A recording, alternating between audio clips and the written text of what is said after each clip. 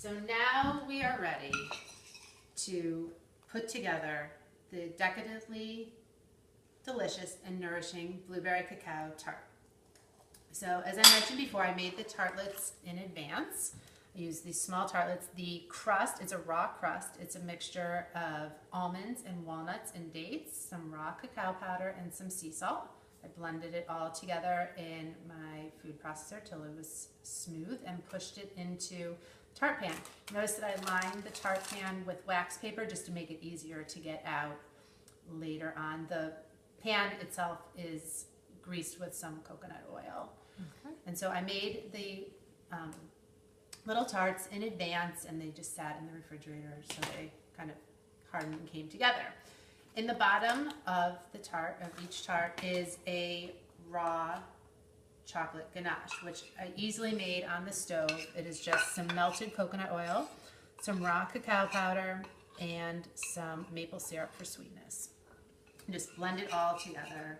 It's really smooth. I like to put a little bit in the bottom of each tart so that the filling, which I'm going to tell you about, does not seep into the tart. So it makes it like a nice barrier. I did these small this time. You could do it in a large, like a 9-inch springform pan, but I found that the small size is just cute, and it's like the perfect size, either for yourself or to share with somebody. The large tart is great too. You can make it and have a group of friends over and have a really stress-free, relaxing afternoon or evening with your deliciously decadent and nourishing blueberry cacao tart. So here's the blueberry filling. Because we're in the winter, I used frozen blueberries. I cooked them down just so till they thaw, until the water would evaporate. I just cooked them over moderate heat in a saucepan. I added some maple syrup for a little bit of extra sweetness, and to thicken it up, I used arrowroot powder. It makes things just thick without adding the gloppiness. It's a much safer option than using cornstarch, which we try to avoid corn products as much as possible. I also added some chia seeds once the mixture cooled down to add an extra boost of nutrition, get some good calcium in through the chia seeds. So both the tart shells and the blueberry filling can be made in advance.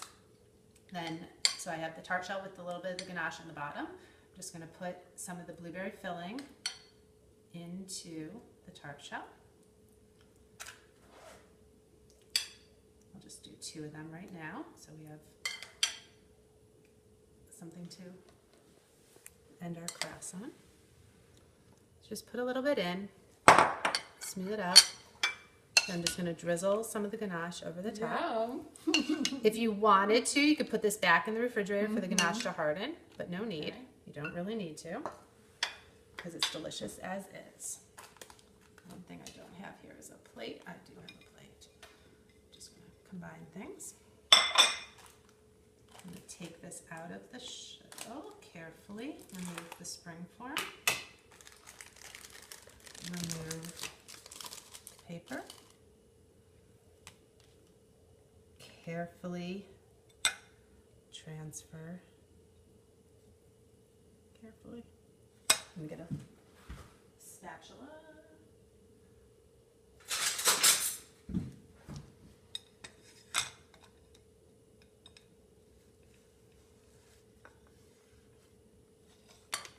Transfer your little tart onto your plate. Wash my fingers off real quickly. Now, do you want to do it at the last minute like that? You said you could put it into harden, but in general, do you not want to do it ahead of time? Either way. Either way, it's going to harden as it sits. It's going to harden as it sits because the coconut oil is going to cool. As the coconut oil cools down, it's going to solidify and bring the mixture into a solid. So it depends. You do it in advance. Drizzle it on, make it prettier, just dump it on like I just did, but it tastes good. It's going to be delicious regardless of how you eat it. Great. I want to try it.